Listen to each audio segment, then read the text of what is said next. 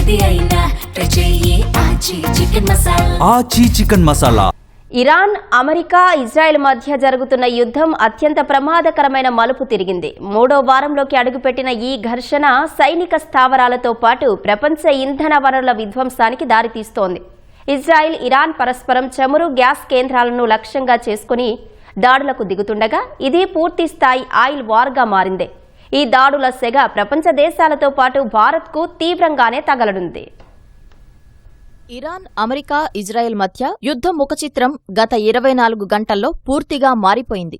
ఇంధనమే ఇప్పుడు ప్రధాన ఆయుధంగా మారింది. ఈ నెల 17 వరకు సైనిక స్థావరాలనే లక్ష్యం చేసుకున్న ఇజ్రాయెల్, అమెరికా వ్యూహం మార్చాయి. ఇరాన్తో పాటు ఖతార్ భాగస్వామిగా ఉన్న ప్రపంచంలోనే అతిపెద్ద గ్యాస్ ఫీల్డ్ అయిన సౌత్ పార్స్ పై ఇజ్రాయెల్ విరుచుకుపడింది. ఈ దాడితో అమెరికాకు ఎలాంటి సంబంధం లేదని, ఇది కేవలం ఇజ్రాయెల్ ఆపరేషన్ మాత్రమేనని అమెరికా అధ్యక్షుడు డొనాల్డ్ ట్రంప్ ప్రకటించారు. సౌత్ పార్స్ ప్రపంచంలోనే అతిపెద్ద గ్యాస్ ఫీల్డ్. ఇందులో ఏకంగా 1800 ట్రిలియన్ క్యూబిక్ అడుగుల గ్యాస్ నిల్వలు ఉన్నాయి. అంటే ప్రపంచ గ్యాస్ అవసరాలను 12 నుంచి 13 ఏళ్ల పాటు ఏకధాటిగా తీర్చగల సామర్థ్యం దీనికి ఉంది. ఇరాన్ తన విద్యుత్ అవసరాల్లో 80% దీనిపైనే ఆధారపడింది. అమెరికా మిత్రదేశమైన ఖతార్ కూడా ఇందులో భాగస్వామి. ఖతార్ వైపు ఉన్న ఈ క్షేత్రాన్ని నార్త్ ఫీల్డ్ అంటారు.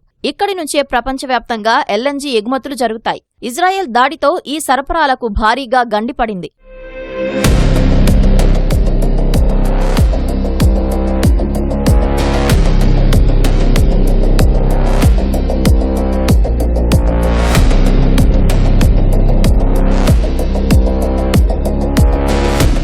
సౌత్ పార్స్ పై దాడికి ప్రతీకారంగా ఇరాన్ మరింత రెచ్చిపోయింది. గల్ఫ్ దేశాల ఇంధన క్షేత్రాలపై క్షిపణుల వర్షం కురిపించింది. ఖతార్ రాజధాని దోహా సమీపంలోని రస్లఫాన్ ఎల్ఎన్జీ ప్లాంట్పై ఇరాన్ దాడి చేసింది. ప్రపంచంలోనే అతిపెద్ద గ్యాస్ ప్రాసెసింగ్ కేంద్రాల్లో ఒకటైన యుఏఈలోని హబ్షాన్, బాబ్ చమురు క్షేత్రాలను కూడా లక్ష్యంగా చేసుకుంది. అయితే చాలా క్షిపణులను యుఏఈ గగనతల రక్షణ వ్యవస్థలు అడ్డుకున్నాయి. ఈ దాడులను తీవ్రంగా ఖండించిన యుఏఈ ఇవి ఉగ్రవాద దాడులు అని, ప్రపంచ ఇంధన భద్రతకే ముప్పు అని మండిపడింది.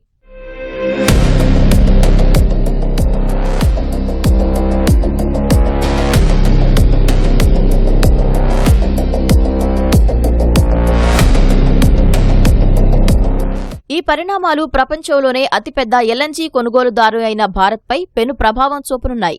భారత్ వాడుకునే ఎల్పీజీలో సుమారు 80 నుంచి 85% ఖతార్, సౌదీ అరేబియా నుంచే వస్తుంది. ఎరువుల కర్మాగారాలు, ఇళ్లకు సరఫరా చేసే పైపుడు గ్యాస్, వాహనాలకు వాడే సీఎన్జీ కోసం ఎల్ఎన్జీ దిగుమతులపైనే భారత్ ఆధారపడింది. ఇరాన్ ఇప్పుడు సౌదీ అరేబియా చమురు కేంద్రాలను కూడా టార్గెట్ చేస్తామని హెచ్చరించగా భారత్పై మరింత ప్రభావం పడే సూచనలు కనిపిస్తున్నాయి. చమురు కేంద్రాలపై దాడుల ప్రభావం అంతర్జాతీయ మార్కెట్లో ఇప్పటికే కనిపించింది. గ్యాస్ ధరలు ఒకేసారి 6% పెరిగాయి. అమెరికాలో సైతం గ్యాసోలిన్ ధరలు రికార్డు స్థాయికి చేరాయి. ఒకసారి ఇంధన మౌలిక సదుపాయాలు ధ్వంసమైతే వాటిని రిపేర్ చేయడానికి ఏళ్లు పడుతుందని నిపుణులు హెచ్చరిస్తున్నారు. 2003లో అమెరికా ఇరాక్పై దాడి చేసినప్పుడు ధ్వంసమైన చమురు కేంద్రాలు తిరిగి కోలుకోవటానికి 2 ఏళ్లకు పైగా పట్టింది. ఇప్పుడు ఆర్థిక వ్యవస్థలను దెబ్బతీయటమే లక్ష్యంగా జరుగుతున్న ఈ ఘర్షణ మొత్తం ప్రపంచాన్ని మాంద్యం అంచుల్లోకి నెట్టేలా కనిపిస్తోంది. రాబోయే రోజుల్లో ఇంధన కొరత, నిత్యావసరాల ధరల పెరుగుదలను ఎదుర్కొనేందుకు అన్ని దేశాలు సిద్ధపడాల్సిన పరిస్థితి కనిపిస్తోంది.